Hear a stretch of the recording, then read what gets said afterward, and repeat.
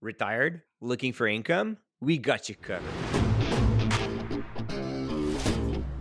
Fellow investors, bonjour. This is Mike Leroux, founder of Dividend Stocks Rocks and passionate investor. You're listening to the Dividend Guy blog podcast, where I and my co-host Véronique will help you invest with more conviction so you can enjoy your retirement.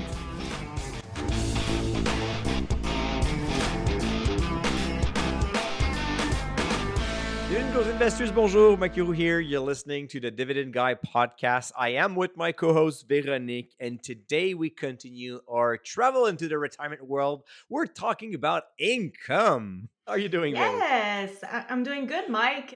Okay, this is going to be published later on, but as we record this, it had snowed again in Quebec Of in course. April. So, Well, I you know mean, what? Even though we're like 2 weeks, like recording 2 weeks before like the published date, maybe we're still gonna have like snow at the end of April.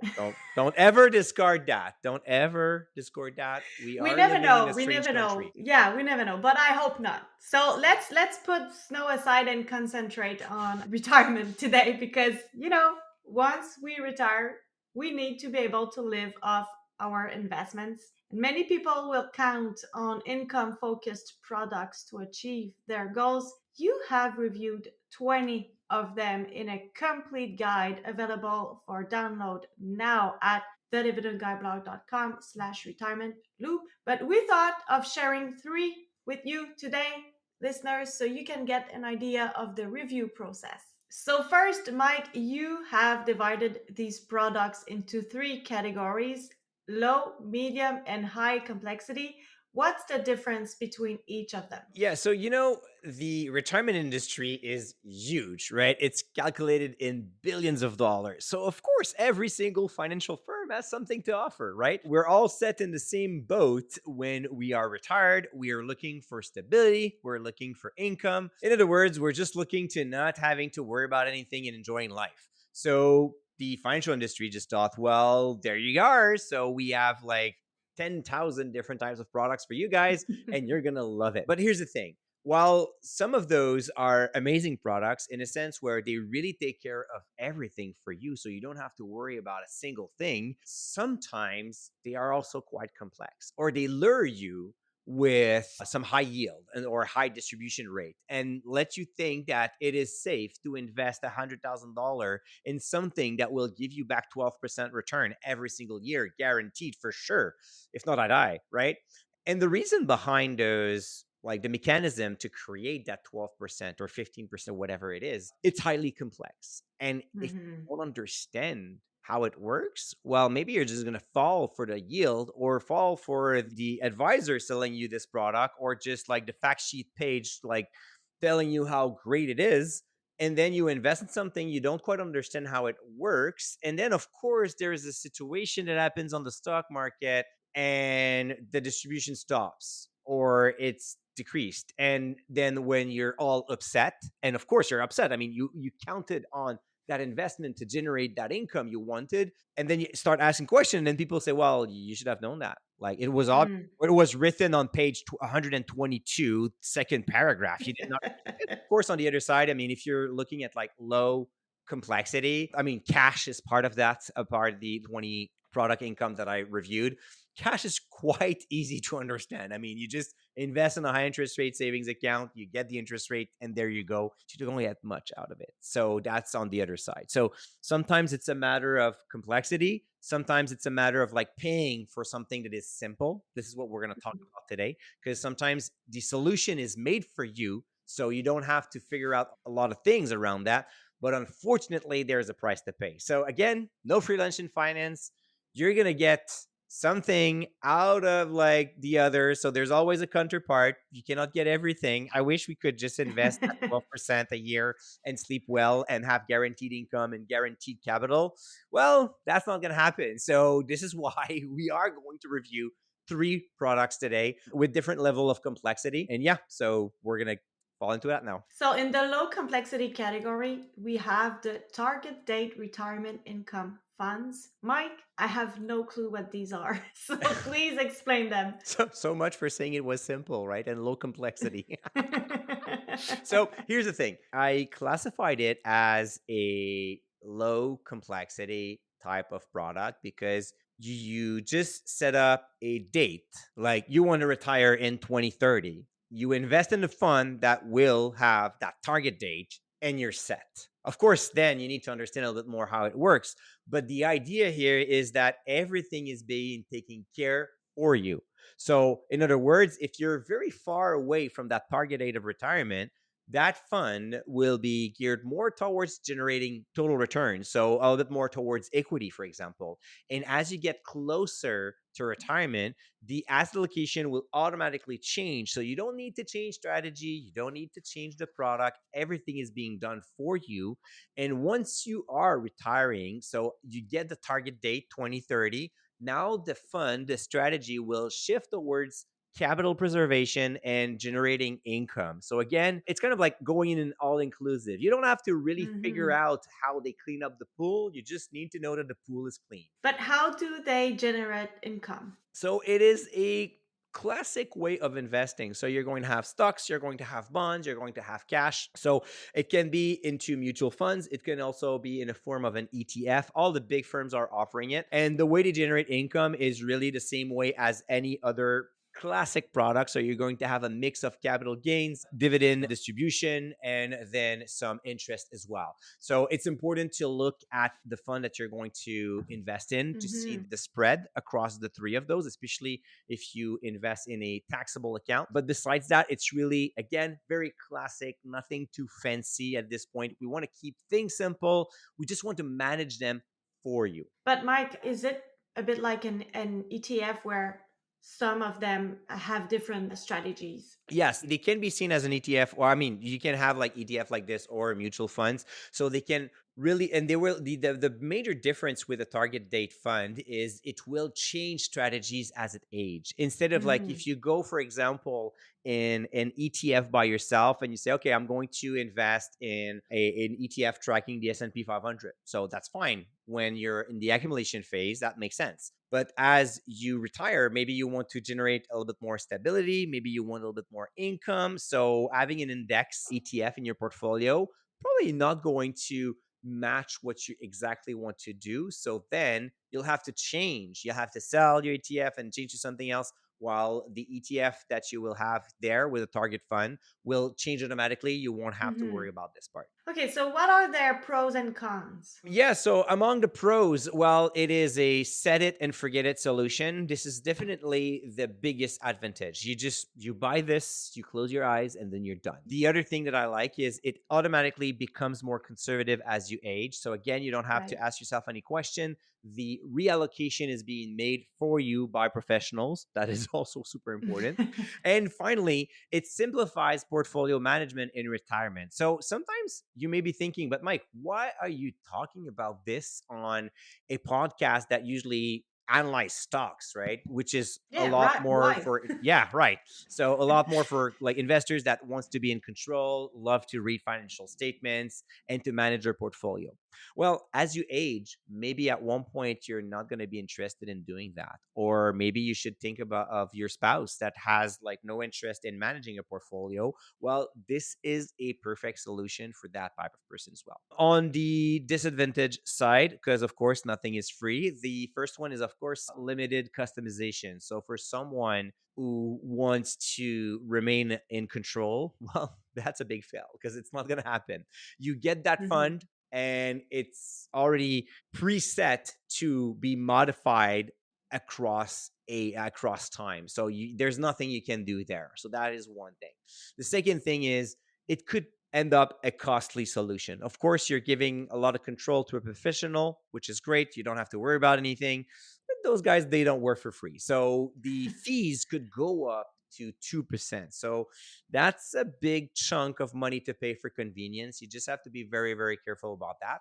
And finally, as any other classic ways to manage a portfolio, the income source may not always be consistent from one month to another. So maybe market fluctuation will have an impact on the distribution that you're going to receive. So also make sure to note those details before you start investing those. So, who are target dates funds best for? I would say they are a good fit for all ages or all situations in the sense that As long as you get the target date, you're good. So it's really about someone that doesn't want to be part of managing their portfolio. It's really just all inclusive. I don't want to care about anything. I want professionals to take care of it. This is a great solution for you guys. And what are the common mistakes to avoid? Well, the first one is because there's a target date and because it's a retirement product, you may be assuming that the funds are guaranteed or the income Mm. is guaranteed or anything like that. Well, no, it's really market based. So it could go well, it could go wrong. You have to be willing to go through market volatility as well when you invest in those type of funds. The second one is kind of like sounds obvious, but I mean, not too long ago, we're planning a trip to Peru and I am booking like my hotels and everything. And then instead of like double verifying the dates, I just booked and then realized that I booked like one day apart. So I had to go through the whole hoop of like getting the refund. The refund was not available because it was close to an airport. So, anyways, it took like 3 days so I could get the right date. So, selecting the wrong target date for your retirement could be a major mistake. Jokes aside, life gets in the way, right? Last week we discussed the mindsets and how to set up your retirement framework.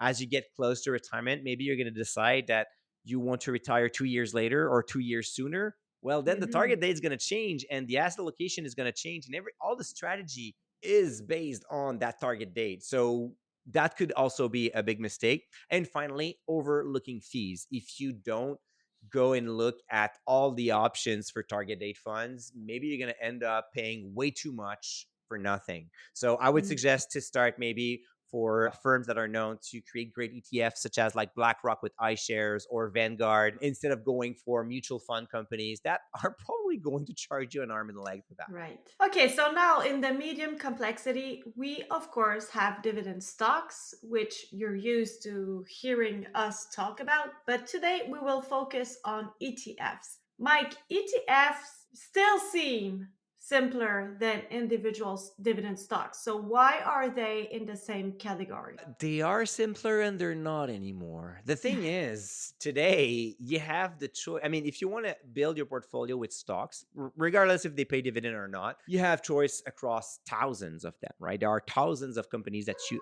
can invest in. Unfortunately, when you look at the ETF world today, it's pretty much the same. You have like thousands of ETF you can select, different types of strategies, of fees, of like the way they're built, ETF manufacturers. So yes, they are simple in a way that you buy one and you get a wide variety of companies inside of it, but still you need to create your own basket of ETF at retirement and manage them across like market events and across how you evolve as a retiree as well through that. Most people know about ETFs, but still, give us a brief description for investors unfamiliar with them. Well, they're kind of like the new way of investing. Instead of like having mutual funds, you get ETFs. So they are made by professional firms. And now it's great because they used to be just to track an index. Now they can focus on specific strategies. So you can find high yielding ETF, factor investing ETF, covered call, dividend, value, momentum. I mean, name it. I mean, whatever you're thinking of, there's an ETF for that, which is great because you can focus on some sectors, you can focus on some strategy, some geographic allocation, and one big advantage over mutual fund is that you can trade them throughout the day. So you can trade them whenever you want. And of course, the fees are a lot smaller. So that is also a great way to invest with maximum diversification and keeping things relatively simple. How do they generate income? About the same way as any other type of investment, in the sense where there will be a mix of capital gain, dividend income, interest income, or even return of capital. So again, the best way to look at this is to look at their distribution and see what's the spread across various ways of income, instead of just like buying one blindly and forget about taxes. Especially again, if you're investing in non-registered accounts that are fully taxable, the distribution mix is definitely important. Listeners, let's empower you in the investment world with our free dividend rockstar list, which includes stock ideas with positive dividend triangles. How does the list help investors, Mike? You know, Vero, we survey regularly our members and our readers. and we asked them what are their biggest struggle. And one that keeps coming back is really the buy struggle. Most investors don't know what to buy, they don't know when to buy it, and the Rockstar list will help them grow a little bit more their conviction, because that list of stock will just include companies that show great financial metrics. Of course, you cannot start by picking them blindly, but it's a pretty good start to make sure that the company that you're about to read and know their business model is actually a business showing revenue growth, earnings growth, and dividend growth. The way I use it usually is I will filter it by sector to identify a sector that I want to have more exposure to, and then I just look for companies that have the strongest dividend growth model. To download the list, enter your name and email at thedividendguyblog.com/rockstar. Again, hit pause now and go to thedividendguyblog.com/rockstar. So, what are the pros and the cons of ETFs? Well, the first one is you have like professional management with potential to adapt to conditions. So, which is great. So, you can go for simple index investing, but you can also go for specific strategies, and everything is being made by financial firms. So, you don't have to worry too much about it. The other thing is you can also tailor your income. As I said, you can focus on specific strategies. So, if you invest in a on bond laddered ETF, for example, you know that what you're going to receive from this is a big chunk of interest and then some capital gains. When you go for momentum, it's going to be purely or almost purely capital gains. So it's enabling you to select which kind of income you want to receive depending on the strategy that you want. And the last thing in terms of the advantages is you can trade them on the stock exchange. So they're transparent, it's easy to follow them. You have like clear 1-2 pages fact sheets that are available on the ETF website, where you can see the allocation, the biggest holdings, the fees, and everything, the returns and everything else. So Mhm. it's easy to get that information. You don't necessarily have to go through an advisor for that. A few hours of reading, very well explained on most of like the main ETF manufacturers of like iShare or Vanguard. On the disadvantage, of course, if you go for actively managed ETF, they're going to cost more than passive ones. So if you look at those index ETFs, they are charging less than 0.10% in fees. And Mhm. then for some specific strategies, you can go at 0.50 or 1% fee, even though they're ETF. There are high MERs ETF as well. You can find them. I'm not necessarily sure that they're good, but they are there. The second thing is, of course, you invest in the market, you may select a strategy that will not outperform the market and that will go wrong. Right. So you have to make sure that you are comfortable with the strategy you select. Super important. And if you're looking again for actively managed ETF, the strategy explained on the 2-pager fact sheet maybe not that transparent. Maybe you're not going to exactly understand what they're doing, and then Mhm. it's going to create some kind of like a moment of like discomfort if the market goes down and you're not 100% sure how the ETF is managed. That is also something that could be seen as a disadvantage when you invest in ETFs. Who are ETFs best for? That was hard, right? So I would say all stages, again, it is like I put them in the same category of investing in stocks, but they are a bit more simple. So if you don't want to have your ends on your portfolio every single day and you want to relax a little bit, and especially if you don't want to read financial statements or subscribe to a service that will give you support for that, going for ETF Mhm. is definitely a good solution. Even personally, I'm thinking the day that I don't want to manage my portfolio anymore, maybe it's going to happen when I'm like 153 years old, but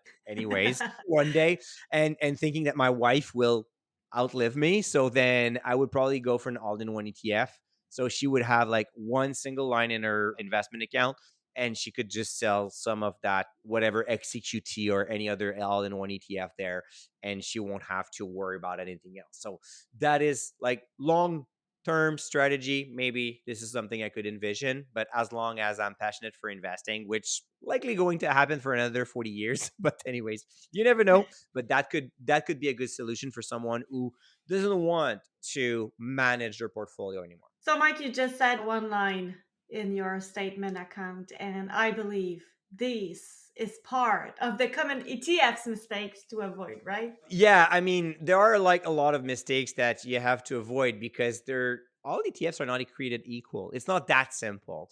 And assuming that all actively managed ETFs are better than passive one, well, you have fees, you have performance, you have a lot of things to consider there. So again, you have to read the prospectus carefully. Not understanding the strategy that drives return. I've discussed this already, but for example, if you're investing in a bond ETF and you don't get the concept of duration, well, then it may fluctuate a lot more than you thought and you get some surprise, right? And the worst of the worst, I wanted to finish with this, but I see this like too often, is to over diversify. Like There you we go. invest in an ETF, like we said, like XCQT, that covers 9,000 different holdings. 9,000. Mhm. And then you're gonna say, oh, I'm gonna buy another dozens of ETFs because diversification. Well, chances are you're just overlapping here. So it's not necessarily going to be to destroy your portfolio, but you're just adding a level of complexity that is not required. So depending on the type of ETF you invest, you may not need more than one or maybe like three or four. So you can just do that. And you know what? If you really want to tailor made at like, oh, I want to have exposure to the US, exposure to Canada, exposure to international, exposure to bonds and corporate bonds, well, you can just select an all-in-one ETF that does that. Some of them are will touch all of what I just described, and you won't even have to care about doing the rebalancement every 6 months or every year. So makes it a lot Right. easier. Okay, in the high complexity category, we find a product that gained some popularity over the years, but you highly dislike it. So, what is Yield Max, Mike? Yeah, I get a lot of hate for that too. It's kind of, and I get that. I mean, I'm really hoping on that. I'm really transparent about investing. So whenever I like something, I say it. Whenever I dislike something, I also say it. So a lot of people will say, well, you do you, I'll do me. And I'm like, that's fine, man. I just wanted to highlight some facts. So Yield Max are option heavy leverage ETFs. They have been created not too long ago, so that is also one flaw already is you don't have like a large history, so you cannot really see how it can go through a financial crisis, for example, because we have not Hmm. lived through one with yield max ETFs. And the goal here, and it's quite seductive, it's to create a super high yield. We're talking double digit, like sometimes like 50% yield on the investment. So it sounds too good to be true, and guess what? It is. It It is is. too good to be true. But we're not just going to say that we dislike it. We're going to talk about them a little bit more. And I want to lay out facts and not just my opinion on this one. That was really more important for me when I build the guide was not to get tinted to like by my perception, but really just going down to the hard numbers. And I actually have like a complete example right here with just numbers, and then you're more than welcome to take your decision after that based on what I talk about. And those are just facts. Okay, so is the double digit yield the way it generates income? Yeah, so you're going to get huge distribution. That's for sure. It is true. The way they generate the income is through this complex process of writing covered calls, using leverage and other option strategies. So, unless you are highly knowledgeable, you're probably not going to really understand where the money's coming from. And even then, they're not exactly tell you about the exact strategies, but they use multiple options and leverage to achieve that. So it offers that super high yield, but then it doesn't necessarily guarantee any yield or any capital down the road over a long period of time either. So, what are its pros and cons, and why do you dislike it so much? So in terms of pros, well, you get the high yield. I mean, double digit, super high, super cool. You get also monthly distribution for a lot of them. So that's another appeal for income seeking investor. Again, the idea of like receiving 15% yield on your investment and you get paid monthly, you have that impression that you're going to receive a lot of money, and then you can cover any like capital value loss along the way because you're receiving that income. And now that we have those products built in an ETF, it's really easy to buy. So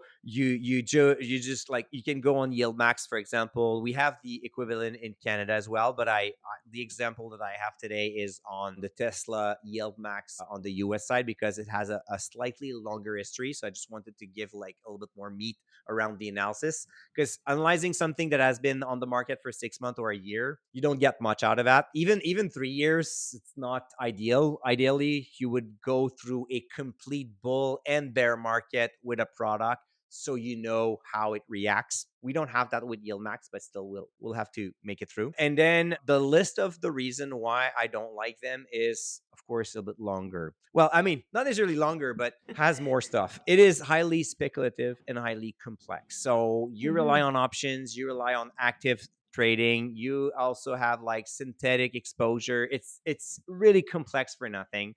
There is also a high risk of losing your capital. And you know what? I'm gonna get into that example right away because I was just shocked when I pulled it. So you know you like usually the next question is like who is it for? So I'm gonna tell you up Mhm. front, no one. That's my goal. But here's why. So I don't get the appeal, and I'm gonna show you why it happens. Okay, so if you bought TSLY, which is the yield max on Tesla, all right. So usually the yield max is focused on one specific company and trades options on that company.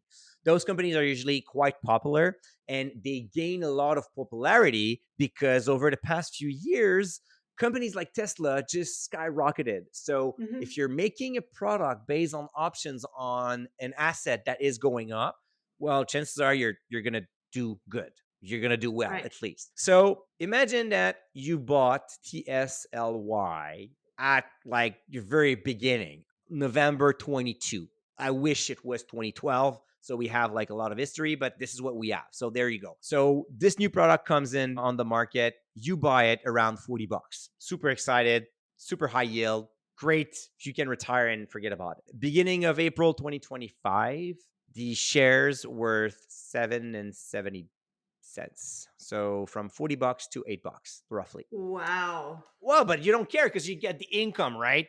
You don't get the point. Uh, You get the income. So we're gonna look at the income now, all right? Because of course you went from $40 to 7 or 8 or even $10, regardless of like when you look at it when you listen to the podcast, doesn't really matter. It's not $40 anymore, but you got the income, of course. First dividend that was paid, and you can go on the Yield Max page to see the distribution history. And I really encourage you like, just don't take that for face value. Just go to the direct source so you can actually track down your life as an investor. So you invest, first dividend payment that was paid in early 23, almost $2, $1.99 and 70, I don't know, like 0.70 cents. Anyways, do $2.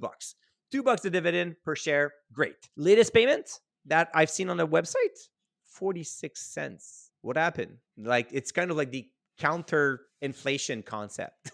It's kind of like you went from $2 to 50 cents. You went from mhm. $40 to $8 or $10 or whatever. I mean, where's the income again? I kind of miss that part because it doesn't like it doesn't make sense. So then you're gonna tell me, oh yeah, but Mike, I'm not retiring with this. I'm reinvesting the distribution into the stock. Okay, so then it's not an income product because you're not retired if you're not living on the income. It's kind of like get confusing here. And if you look at the total return, so we're gonna look at price evolution plus the distribution. So not necessarily like and reinvested, of course. So price plus distribution, total return from November 22 to beginning of April 2025, it's negative 15%.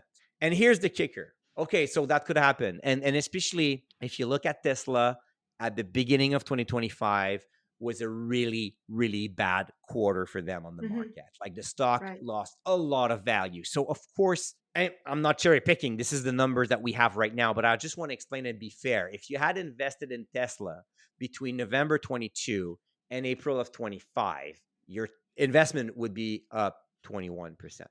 So, not down, but literally up. So Tesla, of course, doesn't pay a dividend, doesn't generate any yield, but at least you would be positive even after this major drop that we had since the beginning of 2025 for Tesla specifically. So getting that double digit distribution led to a loss of 15% when you consider everything. If you wanted to build your portfolio and retire on $2 per share distribution, today you're living with roughly 50 cents. And maybe because it's an option strategy, that distribution can go back up. That is true. But your budget must adjust between $2 to 50 cents. That's a major adjustment. That's like the difference make you receiving $100,000 worth of distribution at one point to 25,000.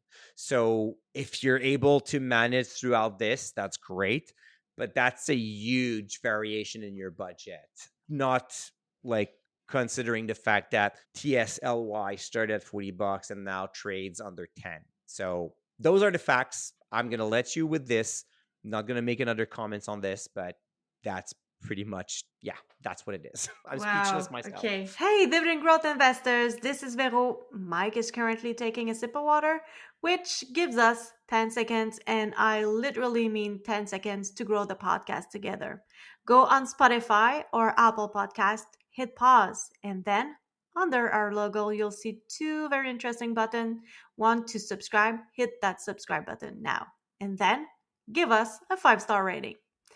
Our goal is to help more investors just like you. So please spread the love.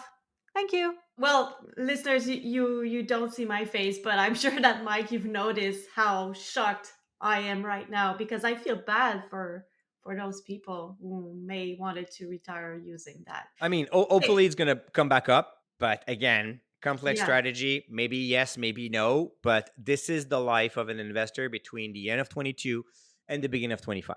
Okay, so what are the common mistakes linked to yield max and what would you replace yield max with for retirees? Well, of course, misunderstanding the source of the yield that they're not dividend funds and they're like quite volatile on the capital side, but also on the distribution side. So it's both ways.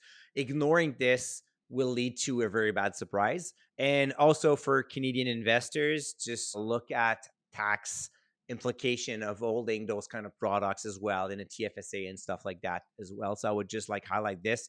I'm not a tax expert. I don't like to talk about taxes, but just to make sure that you're good if you invest in those in the type of account that you have them. But it's really about the misunderstanding of like the history of the distribution, not spending enough time looking at what would be my life if I invest in those products and I want income for. Replacing yield max, I would just not go there altogether. And this is kind of like a general lesson, but like imagine for a second that you could receive like 20% return that is guaranteed for your investment. And then imagine why not everybody does that. Because I mean, that would sounds like the smartest thing to do would be to invest money at 20% and that's it. I mean, right? That's of course there's a part of that story that is missing here. And if you're not able to understand it and explain it to a 12 years old, you don't understand it. And then Mhm. that comes with a lot of risks that you minimize or you think it doesn't exist or you just focus on the yield. But the numbers are the numbers. So, of course, today, if you look at TSLY, the yield is still super high, but it is super high because, yes, the distribution went down. And so the ETF price as well. Now, Mike, how would you build a portfolio with these products? Like we've shared three today, but should income products in general be at the center of a retiree strategy? I think there's a good way to create a portfolio with relatively higher yielding products with a stable outcome as long as you understand what you're doing. So you could go all in for a target fund ETF, for example. I mean, there are pros and cons, but I mean, it works. Same with the ETF as well. That is also another solution that could very well work and support your Mhm. retirement throughout several years.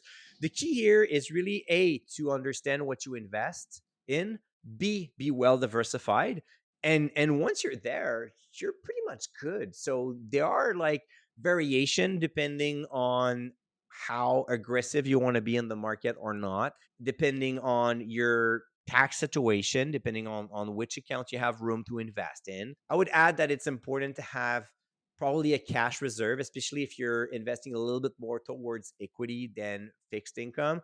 Having a Mhm. cash reserve to get money from when the market is down could be crucial. So that is like one thing that you can build using like cash or bond ladder ETF. That would work very well. And one other thing to consider like from a financial planning perspective, no matter how you build your portfolio and invest in the products that you want, if your intention is to withdraw more than 4% of your capital per year, it's going to, and when I say capital, I say like capital plus dividend plus interest plus whatever you get. I mean, getting like 5, 6, 10% like withdrawals on your portfolio is risky.